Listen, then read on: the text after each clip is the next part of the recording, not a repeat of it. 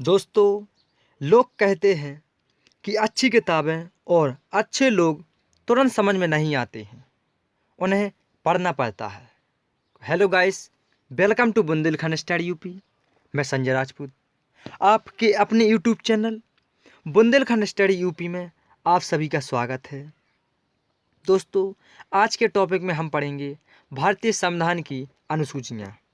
तो दोस्तों, भारतीय संविधान के मूल पाठ में 8 अनुसूचियाँ थीं, लेकिन वर्तमान में अब 12 अनुसूचियाँ हैं, जो दोस्तों एक एक करके पढ़ेंगे।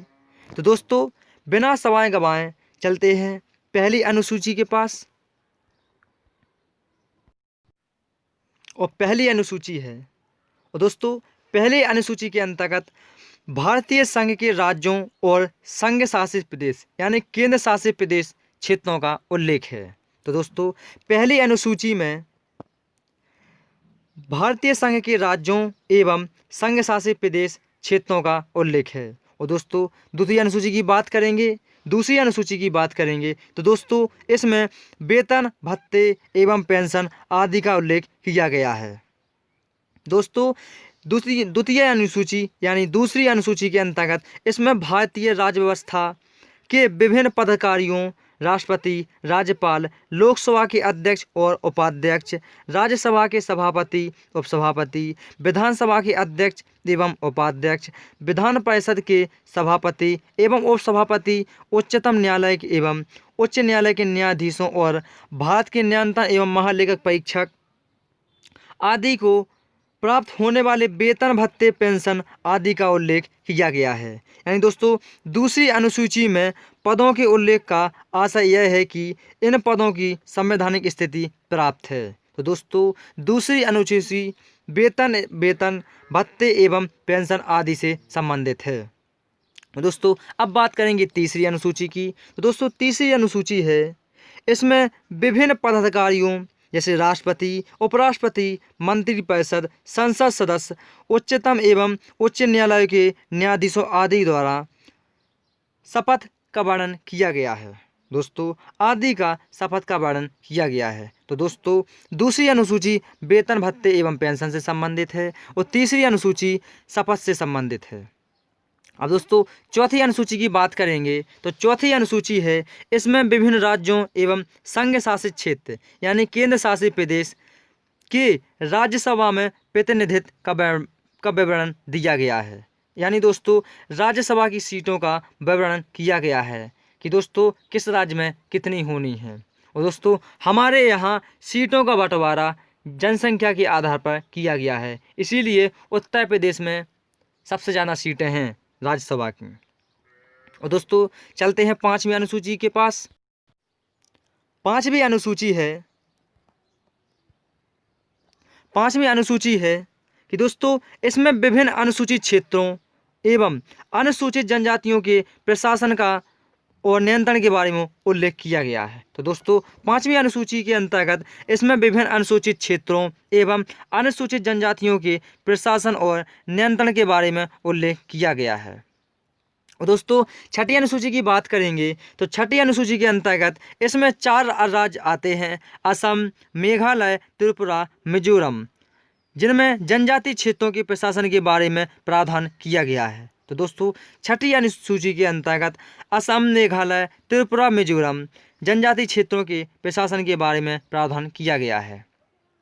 अब बात करेंगे अनुसूची 7 की। तो दोस्तों, अनुसूची 7 के अंतर्गत इसमें संघ सूची, राज्य सूची और संवर्ती सूची का प्रावधान किया गया है। यानी दोस्तों, संघ सूची पर केंद्र कानून बनाता है, राज्य सूची पर राज्य कानून बनाता है और संवर्ती सूची पर दोनों कानून बनाते हैं। यानी केंद्र और राज्य संवर्ती सूची पर दोनों कानून बनाते हैं। और दोस्तों, संवर्ती सूची ऑस्ट्रेलिया के संविधान से ली गई है भारतीय संविधान में।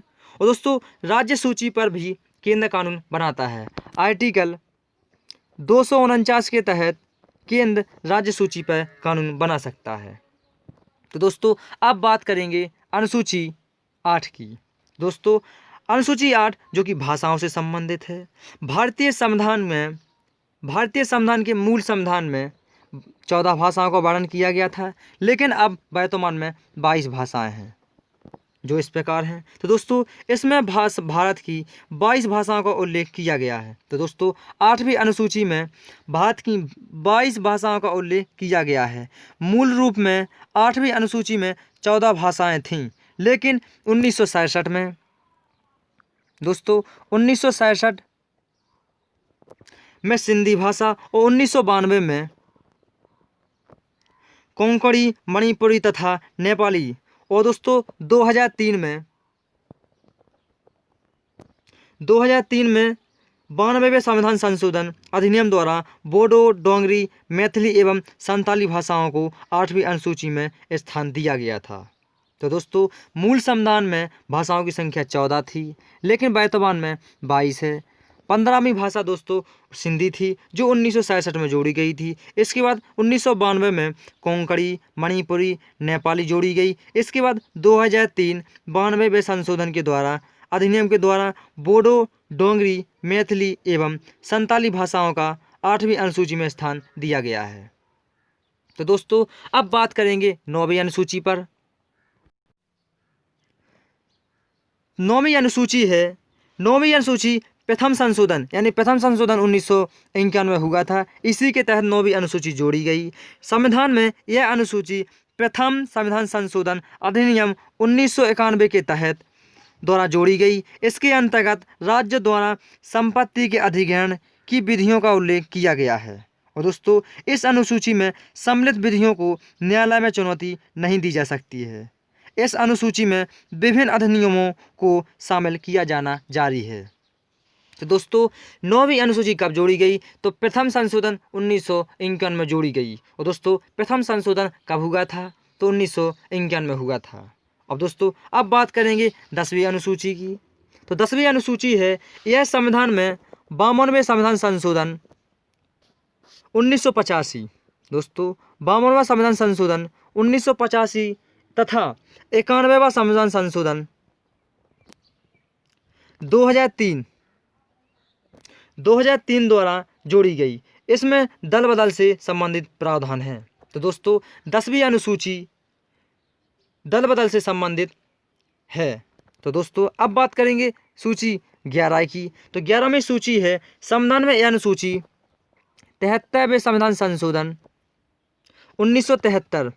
73वें संविधान संशोधन 1992 में जोड़ी गई। इस अनुसूची के आधार पर पंचायती राज संस्थाओं को कार्य करने के लिए 29 विषय दिए गए। दोस्तों इस अनुसूची के आधार पर पंचायती राज संस्थाओं को कार्य करने के लिए 29 विषय प्रदान किए गए हैं। अब दोस्तों बात करेंगे 12वीं अनुसूची की। तो 12वीं अनुसूची 74वें संविधान संशोधन 1992 के तहत जोड़ी गई। और दोस्तों इस अनुसूची में शहरी क्षेत्र की स्थानीय स्वशासन संस्थाओं को कार्य करने के लिए 18 विषय प्रदान किए गए हैं।